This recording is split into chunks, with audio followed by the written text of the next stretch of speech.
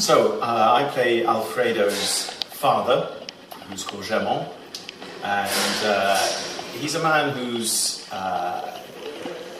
some play him sympathetically. Another way of playing it is a rather hard-nosed man who wants to do the best for his daughter, because he has two children. One is Alfredo, who's the tenor in this production, and then there's his daughter, who's wanting to get married, but can't because his son, my son, is having an affair with a courtesan, and so he's bringing shame on the family. And his role in this opera is to persuade Violetta to give up Alfredo voluntarily and to move away, so that the family can regain some of its esteem, and so his daughter can get married. And through a combination of persuasion and Violetta's own sense of guilt, he does persuade her in the end, and so she leaves Alfredo. But this causes a great upset, and eventually, when she's dying, Germont sends her money to make her life a bit better, and then eventually arrives just as she's dying, and expresses regret. I've sung it many times before. I think I started even when I was still a student.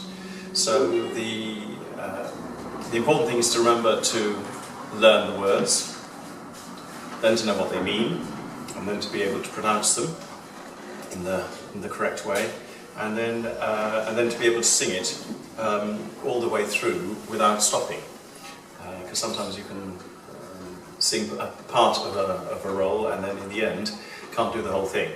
So that's one of the requirements, stamina. And I've enjoyed every production I've done. There's always something different which comes through, which a director or a conductor wants to bring out, and one takes it all on board and uses it into the future if you like it, and if you don't, well, use it in that production and then move on. And this production is very good. I've done it once before. It was very successful then, and we've got a fantastic cast.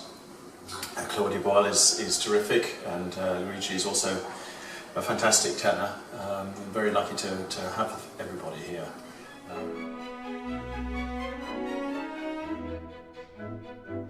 Okay, well, so lots of people, we all talk about the wonderful aspects of our job, and there are very many of them, of course.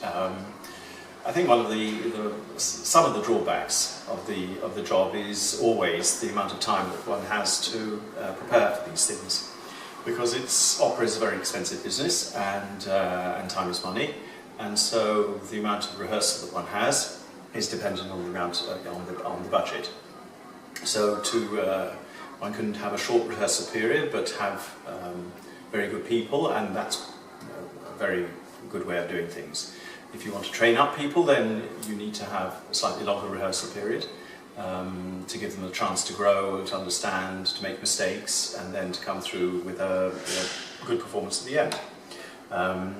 In this production of Traviata, we've got some excellent singers, a superb conductor who knows the score extremely well and can bring through certain aspects which perhaps we've forgotten about.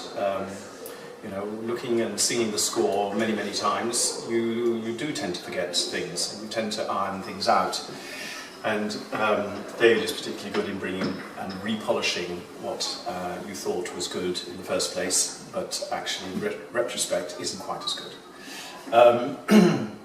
And one of the best things of this production, well, to be here, working with wonderful chorus, very energetic, very enthusiastic.